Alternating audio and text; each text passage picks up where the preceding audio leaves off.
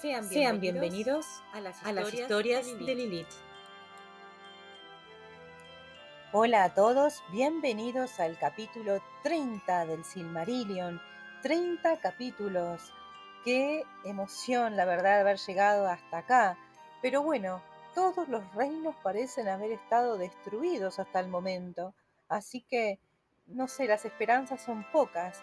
Aún así, siguen resistiendo. Vamos a ver cómo continúa entonces esta historia. Del viaje de Arendil y la guerra de la cólera. El resplandeciente Arendil era entonces el señor del pueblo que vivía cerca de las desembocaduras del Sirion, y tomó por esposa a Elwyn la Bella, y ella le dio a Elrond y Elros, que fueron llamados medio elfos. Pero a Arendil no le era posible descansar, y los viajes por las costas de las tierras de Akende no lo apaciguaban. Dos propósitos le crecieron en el corazón, unidos en la nostalgia del anchuroso mar, y se propuso navegar en busca de Tuor e Idril que no volvían, y pensó que quizá encontraría la última costa y que antes de morir llevaría el mensaje de los elfos y de los hombres a los Valar de Occidente, a quienes los dolores de la Tierra Media moverían a piedad. Ahora bien, Earendil tenía gran amistad con Círdan el carpintero de barcos, que vivía en la isla de Valar con quienes habían escapado del saqueo de los puertos de Brythonbar y Eglarest. Con ayuda de Círdan, Earendil construyó Vingilot, la flor de espuma, el más bello de los navíos en todas las canciones, de remos dorados y maderos blancos, cortados en los bosques de abedules de Nimbredil, y de velas como la luna de plata. En la balada de Arendil muchas cosas se cantan de las aventuras de Arendil en el mar y en tierras nunca antes pisadas y en múltiples mares e islas. Pero Elwyn no estaba con él y esperaba tristemente junto a las desembocaduras del Sirion. Earendil no encontró a Tuor ni a Idril, ni llegó nunca en ese viaje a las costas de Valinor, derrotado por las sombras y el encantamiento, arrastrado por vientos contrarios, hasta que el recuerdo de Elwyn lo llevó hacia la costa de Beleriand, de vuelta al hogar. Y el corazón le ordenó que se diera prisa, pues lo había asaltado un súbito temor, venido de un sueño, y los vientos con los que antes había luchado no lo llevaban ahora de regreso tan deprisa como él hubiera querido. Ahora bien, cuando le llegó a Maedhros la nueva de que Elwyn todavía vivía y que en posesión del Silmaril moraba junto a las desembocaduras del Sirion, decidió no intervenir, arrepentido de los hechos de Doriath. Pero con el tiempo, el recuerdo del juramento sin consumación lo atormentó otra vez, y también a sus hermanos, y abandonando los errantes senderos de la cacería, se reunieron y enviaron a los puertos mensajes de amistad, pero también de severa exigencia. Entonces Elwyn y el pueblo del Sirion no quisieron ceder la joya que Beren había ganado, y que Lúthien había llevado consigo, y por la que Dior el Hermoso había muerto, y menos todavía mientras el señor Earendil estaba de viaje por el mar, porque les parecía que la curación y la bendición descendida sobre casas y barcos les venía del Silmaril. Y así ocurrió la última y la más cruenta de las matanzas de elfos por elfos, y fue ese el tercero de los grandes males causados por el juramento maldito. Porque los hijos de Fëanor que todavía vivían atacaron de improviso a los exiliados de Gondolin y a los restos de Doriath y los aniquilaron. Durante esa batalla hubo gente de los dos pueblos que se mantuvo aparte, y unos pocos se rebelaron y fueron muertos por ayudar a Elwyn contra sus propios señores. Tan grandes eran el dolor y la confusión que había en el corazón de los Eldar en aquellos días. Pero Maedhros y Maglor ganaron entonces, aunque solo ellos quedaron de los hijos de Fëanor, pues tanto Amrod como Amras fueron muertos. Demasiado tarde acudieron los barcos de Círdan y Gil-galad, el rey supremo, en ayuda de los elfos del Sirion, y Elwyn había desaparecido, y también sus hijos. Entonces los pocos del pueblo que no habían perecido en el ataque se unieron a Gil-galad y fueron con él a Valar, y dijeron que Elros y Elrond habían sido hechos prisioneros, pero que Elwyn se había arrojado al mar con el Silmaril al pecho. Así fue que Maedhros y Maglor no obtuvieron la joya, pero ésta no se había perdido, porque Ulmo sacó a Elwyn de las aguas y le dio la forma de una gran ave blanca, y en el pecho le brillaba el Silmaril como una estrella. Y ella flotó sobre las ondas en busca de Arendil, su bien amado. Una noche, mientras Eärendil estaba al timón de la nave, la vio venir hacia él como una nube blanca en exceso veloz bajo la luna, como una estrella sobre el mar que se moviera en un curso extraño, una pálida llama en alas de la tormenta. Y se canta ahora que cayó ella del aire sobre los maderos del Vingilot, en una suerte de desmayo, no lejos de la muerte por la urgencia del apremio que la había impulsado, y Eärendil la acogió en su regazo. Pero por la mañana, con ojos maravillados, contempló junto a él a su esposa, que recobraba la forma de antes y cubría con sus cabellos el rostro de Eärendil, y ella dormía. Grande fue el dolor de Eärendil y Elwyn por la ruina de los puertos del Sirion y el cautiverio de sus hijos, y temían que les dieran muerte. Pero no ocurrió así, porque Maglor tuvo piedad de Elros y Elrond, y los estimó, y el amor creció luego entre ellos, aunque pocos lo hubieran imaginado antes. Pero Maglor tenía el corazón enfermo y cansado por la carga del terrible juramento. Pero Eärendil no veía ahora ninguna esperanza en la Tierra Media, y no sabiendo otra vez qué hacer, no regresó a su casa, sino que trató de ir de nuevo hacia Valinor junto con Elwyn. Se pasaba las horas de pie erguido en la proa de Vingilot, y sujeto en la frente llevaba el Silmaril, y la luz de la joya se iba haciendo cada vez más intensa a medida que avanzaban hacia Occidente. Y han dicho los sabios que fue por el poder de esa joya sagrada que llegaron con el tiempo a aguas que ningún navío había conocido excepto los barcos de los Teleri, y arribaron a las Islas Encantadas, y escaparon al encantamiento, y entraron en los mares sombríos y atravesaron las sombras, y miraron Tol Eressëa, la isla solitaria, y no se demoraron. Y por fin echaron anclas en la bahía de Eldamar, y los Teleri vieron la llegada del barco en el oriente, y quedaron asombrados al contemplar desde lejos la luz del Silmaril, y era muy intensa.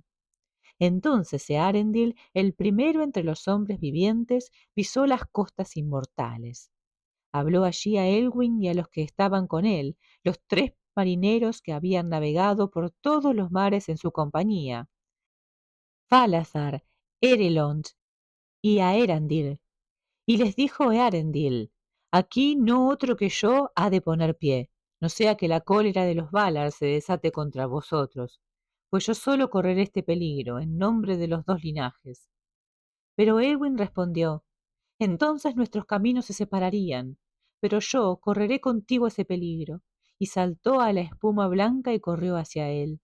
Pero Eärendil se sintió apenado, pues temía el enojo de los señores del occidente contra cualquiera de la Tierra Media que osara atravesar el cerco de Aman. Y allí se despidieron de los compañeros de viaje y se separaron de ellos para siempre. Entonces Eärendil le habló a Elwyn: espérame aquí, porque solo uno puede llevar el mensaje, y tal es mi destino.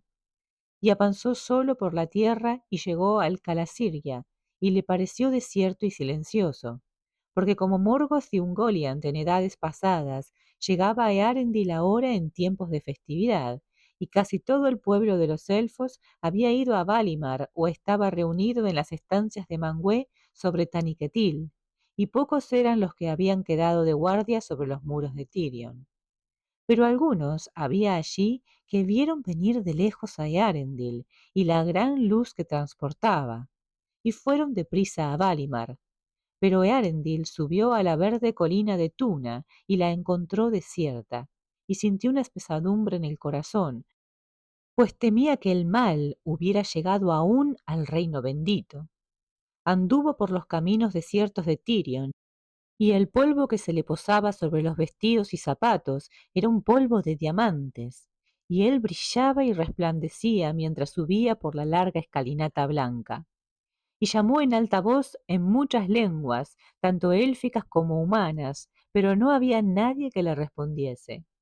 Por fin se volvió hacia el mar, pero al tomar el camino de la costa, alguien le habló desde la colina gritando: Salve, Earendil, de los marineros el más afamado, el buscado que llega de improviso, el añorado que viene cuando ya no queda ninguna esperanza. Salve, Earendil, portador de la luz de antes del sol y de la luna, esplendor de los hijos de la tierra, estrella en la oscuridad, joya en el crepúsculo, radiante en la mañana. Esa voz era la voz de Eongwë, heraldo de Manwë, y venía de Valimar, y pidió a Eärendil que se presentara ante los poderes de Arda. Y Eärendil fue a Valinor y a las estancias de Valimar, y nunca volvió a poner pie en las tierras de los hombres. Entonces los Valar se reunieron en consejo y convocaron a Ulmo desde las profundidades del mar, y Eärendil compareció ante ellos y comunicó el recado de los dos linajes. Pidió perdón para los Noldor y piedad por los que habían soportado penurias y clemencia para los hombres y los elfos, y que los socorrieran en sus necesidades. Y este ruego fue escuchado. Se dice entre los elfos que después de que Arendil hubo partido en busca de su esposa Elwyn, Mandos habló sobre el destino del medio elfo, y dijo: «Ha de pisar hombre mortal las tierras inmortales y continuar con vida». Pero Ulmo dijo: «Para esto nació en el mundo. Y respóndeme, ¿ese Arendil hijo de Tuor del linaje de Hador, o el hijo de Idril, hija de Turgon, de la casa élfica de Fingüé?» Y Mandos respondió: «Los Noldor que se exiliaron voluntariamente tampoco pueden retornar aquí». Pero cuando todo quedó dicho, Manwë pronunció su sentencia: «El poder del destino depende de mí en este asunto.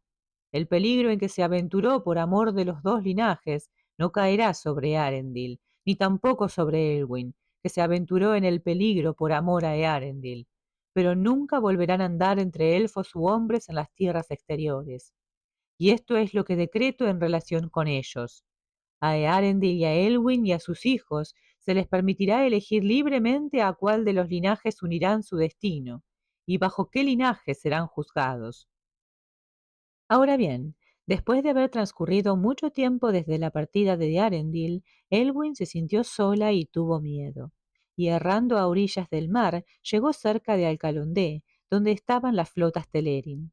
Allí los Teleri hicieron amistad con ella, y escucharon lo que contó de Dorias y Gondolin y las penurias de Beleriand, y mostraron piedad y asombro. Y cuando Eärendil regresó, la encontró allí, en el puerto de los cisnes. Pero antes de no mucho tiempo fueron convocados a Valimar, y allí se les anunció el decreto del rey mayor. Entonces Eärendil le dijo a Elwyn: «Elige tú, porque ahora estoy cansado del mundo». Y Elwyn eligió ser juzgada entre los primeros hijos de Ilúvatar a causa de Lúthien, y por ella Eärendil eligió de igual modo, aunque se sentía más unido al linaje de los hombres y el pueblo de su padre. Entonces, por orden de los Valar, Eongwë fue a la costa de Aman, donde los compañeros de Arendil todavía esperaban noticias, y soltó un bote, y los tres marineros fueron embarcados en él, y los Valar los transportaron hacia el oriente en un gran viento. Pero tomaron el Vingilot y lo consagraron, y lo cargaron a través de Valinor hasta la margen extrema del mundo, y allí pasó por la puerta de la noche y fue levantado hasta los océanos del cielo. Ahora bien, bella y maravillosa era la hechura de ese navío, envuelto en una llama estremecida, pura y brillante, y Eärendil el marinero estaba al timón y relucía con el polvo de las gemas élficas, y llevaba el Silmaril sujeto a la frente. Lejos viajaba en ese navío, aún hasta el vacío sin estrellas, pero con más frecuencia se lo veía por las mañanas o el atardecer, resplandeciente al alba o al ponerse el sol, cuando volvía a Valinor de viajes hasta más allá de los confines del mundo. En esos viajes, Elwyn no lo acompañaba, porque no podía soportar el frío y el vacío sin senderos, y antes prefería la tierra y los dulces vientos que soplan en el mar o las colinas. Por tanto, construyeron para ella una blanca torre en el norte, a orillas de los mares divisorios, y allí a veces buscaban reparo todas las aves marinas de la tierra. Y se cuenta que Elwin aprendió las lenguas de los pájaros, ella que una vez había tenido forma de ave, y le enseñaron el arte del vuelo, y tuvo alas blancas y grises como de plata. Y a veces, cuando Earendil se acercaba de regreso a Arda, ella solía volar a su encuentro, como lo había hecho mucho tiempo atrás cuando la rescataran del mar. Entonces aquellos de vista penetrante entre los elfos que vivían en la isla solitaria alcanzaban a verla como un pájaro blanco, resplandeciente, teñido de rosa por el crepúsculo, cuando se elevaba dichosa para saludar el regreso a puerto de Vingilot. Ahora bien, cuando por primera vez Vingilot se hizo a la mar del cielo, se elevó de pronto refulgente y brillante, y la gente de la Tierra Media lo vio desde lejos y se asombró, y lo tomaron por un signo, y lo llamaron Gil Estel, la estrella de la gran esperanza. Y cuando esta nueva estrella fue vista en el crepúsculo, Maedhros le habló a su hermano Maglor y le dijo: ¿No es acaso un Silmaril que brilla ahora en el occidente? Y Maglor respondió: si es en verdad el Silmaril que vimos hundirse en el mar y que se eleva otra vez por el poder de los Valar, regocijémonos entonces, porque su gloria es vista ahora por muchos, y no obstante está más allá de todo mal.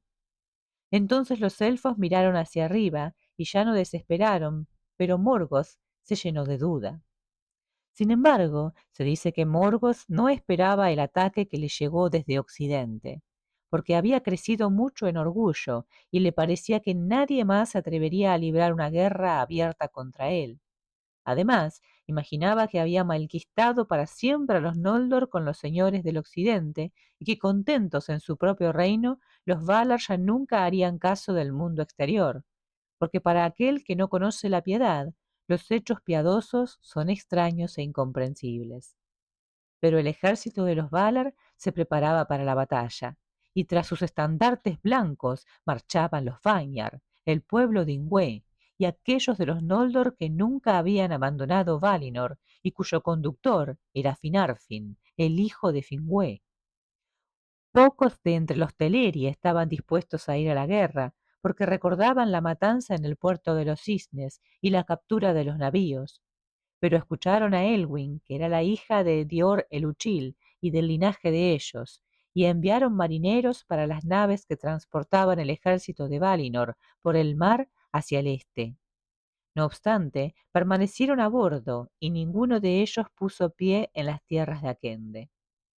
De la marcha del ejército de los Valar hacia el norte de la Tierra Media, poco se dice en historia alguna, porque entre ellos no iba ninguno de los elfos que habían vivido y sufrido en las tierras de Akende, y que compusieron las historias de aquel tiempo que aún se conocen. Y sólo se enteraron de esos hechos mucho después por sus hermanos de Aman. Pero al fin el poder de Valinor apareció en el occidente, y las trompetas de Onwë clamaron desafiantes en el cielo. Y Beleriand se encendió con la gloria de las armas, pues el ejército de los Valar se componía de figuras jóvenes y hermosas y terribles, y las montañas resonaban bajo sus pies. El encuentro de los ejércitos del occidente y del norte se llamó la Gran Batalla y la Guerra de la Cólera. Allí se concentró todo el poder del trono de Morgoth, que había crecido sin medida, de modo que Anfaulis no podía ya contenerlo, y todo el norte ardía con la guerra. Pero de nada le valió. Los Balrogs fueron destruidos, salvo unos pocos que huyeron y se escondieron en cuevas inaccesibles en las raíces de la tierra, y las incontables legiones de los orcos perecieron como paja en un incendio, o fueron barridas como hojas marchitas delante de un viento ardiente. Durante largos años, pocos quedaron para perturbar el mundo, y los sirvientes de las tres casas de los amigos de los elfos, los padres de los hombres, lucharon de parte de los Valar, y fueron vengados en esos días por la muerte de Baragun y Barahir, de Galdor y Gundor, de Uor y Urin, y muchos otros de sus señores. Pero la mayoría de los hijos de los hombres del pueblo de Uldor y otros recién llegados del este marcharon junto con el enemigo, y los elfos no lo olvidan. Entonces, al ver que sus huestes eran aniquiladas y su poder dispersado, Morgoth se amilanó y no se atrevió él mismo a salir a la batalla, pero lanzó sobre el enemigo el último ataque desesperado que había previsto, y de los abismos de Angband salieron los dragones alados que habían estado ocultos hasta entonces. Y tan súbita y ruinosa fue la embestida de la terrible flota que el ejército de los Valar retrocedió, porque los dragones venían junto con grandes truenos y relámpagos y una tormenta de fuego. Pero llegó Earendil brillando con una llama blanca, y alrededor de Vingilot estaban reunidas todas las grandes aves del cielo, y las capitaneaba Thorondor, y hubo una batalla en el aire todo el día, y a lo largo de una noche de duda. Antes de salir el sol, Earendil mató a Ancalagon el Negro, el más poderoso del ejército de los dragones, y lo arrojó del cielo, y cayó sobre las torres de Zangorodrim, que se quebraron junto con él. Entonces salió el sol, y el ejército de los Valar prevaleció, y casi todos los dragones fueron destruidos, y todos los fosos de Morgoth quedaron desmoronados y sin techo, y el poder de los Valar descendió a las profundidades de la tierra. Allí por fin quedó Morgoth acorralado y acobardado. Huyó a la más profunda de sus minas y pidió la paz y el perdón, pero los pies le fueron rebanados desde abajo y fue arrojado al suelo de bruces. Luego fue atado con la cadena Angainor que él había llevado en otro tiempo, y de la corona de hierro le hicieron un collar, y le hundieron la cabeza entre las rodillas. Y los dos Silmarils que Morgoth conservaba los quitaron de la corona y brillaron inmaculados bajo el cielo, y Eongwë los recogió y los guardó. Así se puso fin al poder de Angband en el norte, y el reino maldito fue reducido a nada. Y de las profundas prisiones una multitud desesperada de esclavos emergió a la luz del día y contemplaron un mundo que había cambiado, porque tan grande era la furia de esos adversarios que las regiones septentrionales del mundo occidental se habían partido, y el mar entraba rugiendo por múltiples grietas, y había mucho ruido y confusión.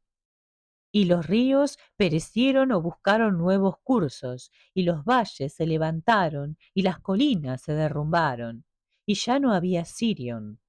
Entonces Eongwë, como heraldo del Rey Mayor, convocó a los elfos de Beleriand para abandonar la Tierra Media.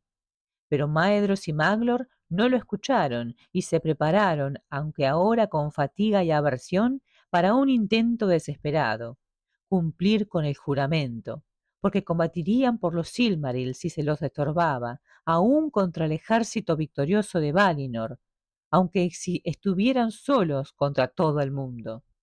Y por tanto enviaron mensaje a Eongwë exigiendo que se les cedieran esas joyas que antaño había hecho Fëanor, el padre de ellos, y que Morgoth le había robado. Pero Eongwë respondió que los hijos de Fëanor no tenían ya ningún derecho a reclamar los Silmarils, y esto a causa de las muchas e impías acciones que ellos habían llevado a cabo, enceguecidos por el juramento y por el asesinato de Dior y el ataque a los puertos. La luz de los Silmarils iría ahora hacia el occidente, donde había tenido principio. Maedhros y Maglor regresarían a Valinor y se someterían al juicio de los Valar. Y sólo si ellos así lo decretasen, cedería a Eongwë las joyas que él guardaba ahora. Entonces Maglor deseó en verdad someterse, pues sentía una congoja en el corazón, y dijo: el juramento no exige que no aprovechemos el momento oportuno, y puede que en Valinor todo quede perdonado y olvidado, y que así al fin tengamos paz. Pero Maedhros respondió que si volvían a Aman y el favor de los Valar no les era concedido, el juramento continuaría siendo válido, aunque ya nadie esperaría que se cumpliese alguna vez. Y preguntó: ¿quién puede saber a qué condena espantosa nos seremos sometidos si desobedecemos a los poderes en su propia tierra o nos proponemos llevar a la guerra otra vez a su reino sagrado. Pero Maglor aún insistió diciendo, ¿no queda invalidado el juramento si los mismos a quienes nombramos como testigos, Manwë y Barda, se oponen a que se cumpla? Y Maedhros le respondió, pero ¿cómo llegarán nuestras voces a Ilúvatar más allá de los círculos del mundo? Y por Ilúvatar juramos en nuestra locura y pedimos que la oscuridad sempiterna descendiera sobre nosotros. Si no manteníamos nuestra palabra, ¿quién nos liberará? Si nadie puede liberarnos, dijo Maglor, la oscuridad sempiterna será en verdad nuestra suerte. Mantengamos nuestro juramento o lo quebrantemos, pero menos daño haremos quebrantándolo. No obstante, se dio por fin a la voluntad de Maedhros y planearon juntos cómo se adueñarían de los Silmarils. Y se disfrazaron y fueron por la noche al campamento de Onwë y se deslizaron al lugar donde se guardaban los Silmarils. Y mataron a los guardianes y se apoderaron de las joyas. Entonces todo el campamento se levantó contra ellos, y ellos se prepararon para defenderse y morir. Pero Eongwë no permitió la matanza de los hijos de Fëanor, y sin que nadie los molestase, huyeron lejos. Cada uno de ellos llevó uno de los Silmarils, porque dijeron, puesto que uno se nos ha perdido, y solo quedan dos, y solo tú y yo de nuestros hermanos, la voluntad del destino es clara, quiere que compartamos la reliquia de nuestro padre. Pero la joya quemaba la mano de Maedhros con un dolor insoportable, y entendió que era como había dicho Eongwë, y que no tenía derecho al Silmaril, y que el juramento no servía de nada. Y lleno de angustia y desesperación, se arrojó a una grieta de grandes fauces que despedían fuego, y así llegó a su fin. Y el Silmaril que llevaba quedó sepultado en las entrañas de la tierra. Y se dice que Maglor no pudo resistir el dolor con el que el Silmaril lo atormentaba, y lo arrojó por fin al mar, y que desde entonces anduvo sin rumbo por las costas cantando junto a las olas con dolor y remordimiento. Porque Maglor era grande entre los cantores de antaño, y sólo Daeron de Dorias se nombra antes que él. Y así fue que los Silmarils encontraron su prolongado hogar, uno en los aires del cielo, y uno en los fuegos del corazón del mundo, y uno en las aguas profundas. En esos días construyeron muchos barcos en las costas del mar occidental, y desde allí numerosas flotas de los Eldar navegaron hacia el occidente, y no regresaron nunca a las tierras del llanto y de la guerra. Y los Vanyar volvieron bajo los blancos estandartes y fueron llevados en triunfo a Valinor, pero el regocijo de la victoria estaba disminuido, pues volvían sin los Silmarils de la corona de Morgoth, y sabían que esas joyas ya nunca podrían encontrarse y reunirse de nuevo, a no ser que el mundo se rompiera y se deshiciera. Y cuando llegaron al oeste, los elfos de Beleriand vivían en Tol Eressëa, la isla solitaria, que mira al oeste y al este, desde donde podrían llegar aún a Valinor.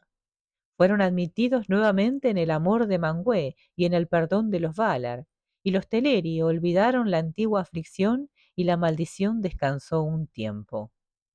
No obstante, no todos los Eldalié estaban dispuestos a abandonar las tierras de Akende, donde habían sufrido mucho y habían vivido mucho tiempo, y algunos permanecieron durante muchas edades en la Tierra Media. Entre ellos se contaban Círdan el carpintero de barcos y Celegorm de Doriath, con su esposa Galadriel, única que quedaba de los que condujeron a los Noldor al exilio de Beleriand. En la Tierra Media vivía también Gil-galad, el rey supremo, y con él estaba Elrond medio elfo, que eligió, como le fue permitido, ser contado entre los Eldar. Pero Elros, su hermano, eligió vivir con los hombres. Y de estos hermanos solamente ha llegado a los hombres la sangre de los primeros nacidos, y una traza de los espíritus divinos que fueron antes de Arda, porque eran los hijos de Elwyn, hija de Dior, hijo de Lúthien, hija de Thingol y Melian. Y Eärendil, su padre, era el hijo de Idril Celebrindal, hija de Turgon de Gondolin. Pero a Morgoth los Valar lo arrojaron por la puerta de la noche, más allá de los muros del mundo, al vacío intemporal. Y sobre esos muros hay siempre una guardia, y Eärendil vigila desde los bastiones del cielo. No obstante, las mentiras que Melkor el poderoso y maldito, Morgoth Baulir, el poder del terror y del odio, sembró en el corazón de los elfos y de los hombres, son una semilla que no muere y no puede destruirse, y de vez en cuando termina de nuevo, y dará negro fruto aún hasta los últimos días. Aquí concluye el Silmarillion. Si ha pasado desde la altura y la belleza a la oscuridad y la ruina, esa era desde hace mucho el destino de Arda Maculada.